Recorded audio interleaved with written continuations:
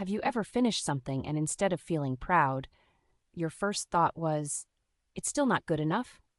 Not bad enough to redo completely, but not perfect enough to rest.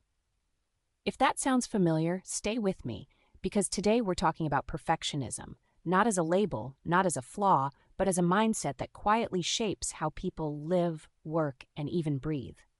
Perfectionism is one of those words that sounds impressive on the surface. It often comes dressed up as discipline, ambition, high standards, or just wanting the best.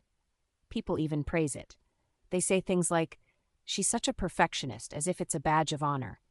But beneath that polished surface, there's often something far more complex going on. Something tender, something heavy, something that rarely gets talked about honestly. So let's talk about it like friends would. No definitions from a psychology textbook, no robotic explanations. Just a real conversation about what being a perfectionist actually feels like, why some people become this way, whether perfection even exists, and whether this mindset helps us grow or slowly drains us. Imagine a child sitting at a table, coloring a picture. They color carefully, staying inside the lines, erasing again and again, starting over. An adult leans over and says, "Why are you taking so long? Just finish it." That child isn't trying to be slow. They're trying to be right. They're trying to be safe. Perfectionism often begins right there, in moments where love, approval, or safety felt connected to performance. Not always in obvious ways. Sometimes it's not even about strict parents or harsh criticism. Sometimes it's about subtle signals. Praise only when you succeed, attention only when you do well, silence when you fail. Over time, the mind learns a quiet rule. I am valued when I do things perfectly. That's where the mindset starts forming. Being a perfectionist isn't just about liking things neat or wanting quality work. It's about tying your self-worth to outcomes. It's about believing, consciously or unconsciously, that mistakes make you less lovable, less respectable, or less worthy. And once that belief takes root, it doesn't just affect your work. It affects how you speak, how you choose, how you rest, and how you treat yourself when no one else is watching. Perfectionism whispers, you can relax once everything is done. But the problem is, everything is never done. Some people think perfectionists are confident. After all, they aim high, right? But many perfectionists live with constant self-doubt. They second-guess themselves. They overthink every word they said in a conversation.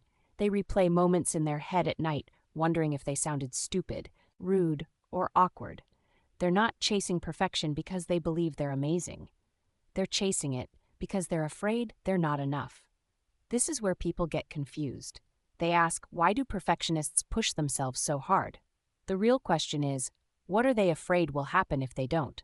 For some, perfectionism is a shield, a way to avoid criticism, a way to stay in control in a world that once felt unpredictable. If everything is perfect, no one can point fingers. No one can reject you. No one can say you failed. Or at least, that's the hope. But here's the uncomfortable truth. Perfectionism doesn't actually protect you from pain. It just postpones living. Think about how many ideas never get shared because they're not ready yet. How many opportunities get delayed because someone feels they need one more certification, one more plan, one more sign. How many relationships stay distant because someone feels they must first become better before they can be loved fully. Perfectionism often disguises itself as preparation, but deep down, it's fear wearing a productivity mask. Now let's address a big question. Does perfection even exist? Short answer, no. Longer answer, it depends on who's defining it, and that's the problem. Perfection changes based on culture, time, context, and personal preference. What one person calls perfect, another calls boring. What society praised 10 years ago might be criticized today. Even you, think about it, how many times have you looked back at something you once obsessed over and thought, why did I stress so much about that? Perfection isn't a destination, it's a moving target. And yet perfectionists live as if it's real, as if there's a final version of themselves they must reach before they're allowed to feel peace. A version that doesn't make mistakes, doesn't hesitate, doesn't disappoint anyone. But that version isn't human. It's an idea, and chasing it can quietly exhaust a very real, very human person. Here's something most people don't realize. Perfectionism and procrastination are deeply connected. From the outside, procrastination looks like laziness. But for many perfectionists, procrastination is fear. Fear of starting and realizing you can't do it perfectly.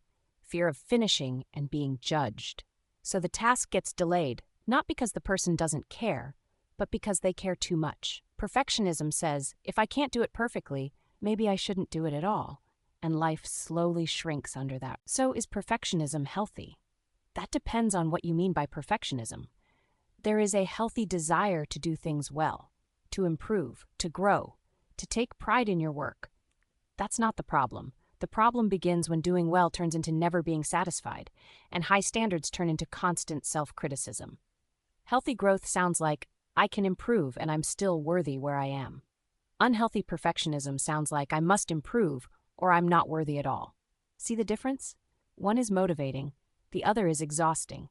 Unhealthy perfectionism doesn't celebrate progress. It ignores it. It focuses on what's missing, not what's been achieved.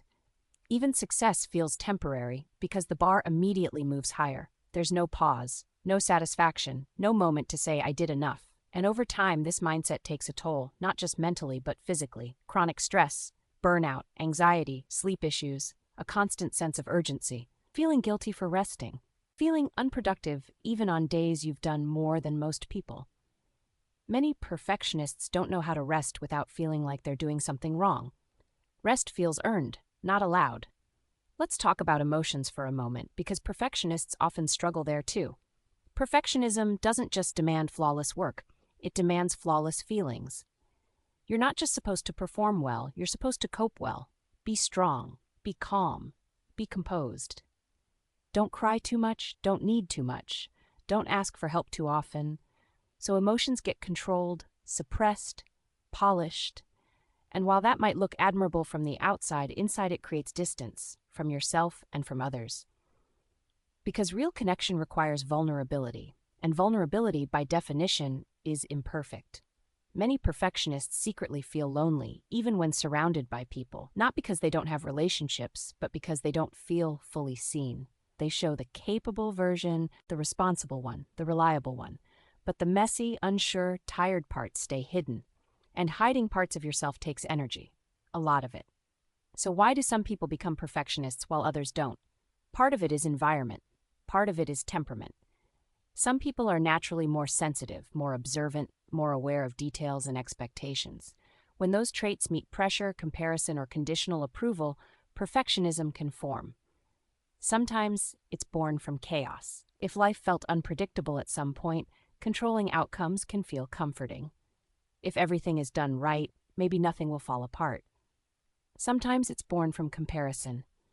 Growing up in environments where achievement was constantly measured, grades, rankings, social approval, can make perfection feel like survival. And sometimes perfectionism develops simply because a person learned early on that being good meant being useful, easy, or impressive.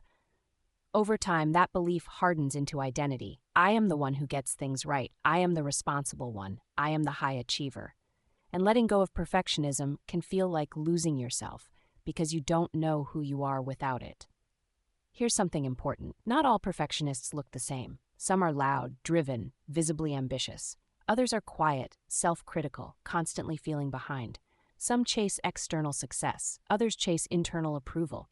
But what they often share is a harsh inner voice, one that rarely says, well done, one that's quick to point out flaws, one that treats mistakes as personal failures instead of normal human experiences.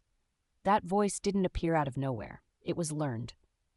And anything learned can be unlearned, with patience. So what does healing from perfectionism look like? It doesn't mean lowering your standards to zero. It doesn't mean becoming careless or indifferent. And it definitely doesn't mean stopping growth. It means shifting the relationship you have with yourself.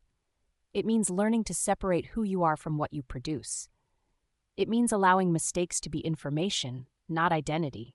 It means practicing self-compassion, not as a reward, but as a baseline. One of the hardest lessons for a perfectionist is this: you don't have to earn rest. You don't have to earn kindness. You don't have to earn your worth. You already have it. Progress over perfection isn't just a motivational quote, it's a survival strategy. Because progress allows movement, learning, flexibility. Perfection freezes you. It keeps you stuck in almost, not yet, soon. Life doesn't wait for perfection, it happens while you're figuring things out. And here's the beautiful irony. Some of the most meaningful things in life are imperfect by nature.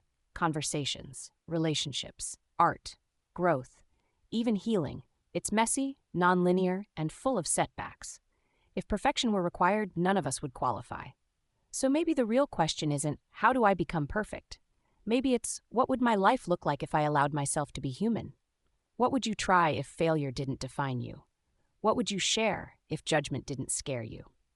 What would you enjoy if you didn't feel the need to optimize every moment? Perfectionism promises safety, but often delivers pressure.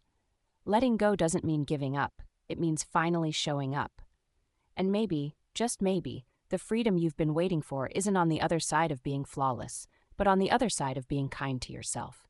Because you were never meant to be perfect. You were meant to be real. Don't forget to like, share, and comment on this video, and do subscribe to my YouTube channel if you feel connected with this content. Good luck, and stay safe.